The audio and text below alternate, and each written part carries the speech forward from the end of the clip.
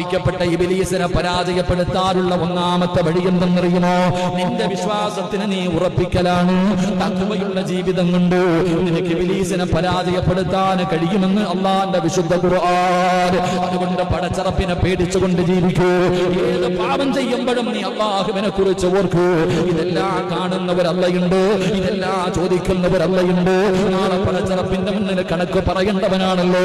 അല്ലാഹുവിന്റെ നരകത്തിന്റെ അവകാശിയായി പോകുമല്ലോ.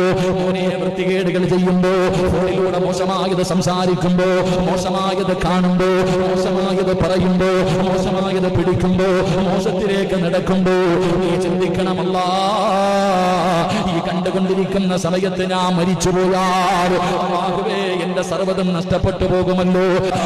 ദുനിയാ വൽ ആഖിറ, എന്റെ ദുനിയാവും ആഖിറവും പോയല്ലോ അല്ലാഹ്. ഒന്ന് ചിന്തിക്കുന്ന ചെറുപ്പക്കാരാ, മോശമായ കാര്യങ്ങളിലേക്ക് പോകുന്ന വഴിയിലാണ് നിന്റെ മരണമെങ്കിലും നിനക്ക് രക്ഷപ്പെടാമെന്ന് തോന്നുന്നുണ്ടോ? അതുകൊണ്ട് അല്ലാഹുവിനെ ഓർക്ക്, അല്ലാഹുവിനെ കുറിച്ച് ചിന്തിക്കൂ. അല്ലാഹു നമുക്ക് ഈമാൻ നൽകി അനുഗ്രഹിക്കുമാറാകട്ടെ.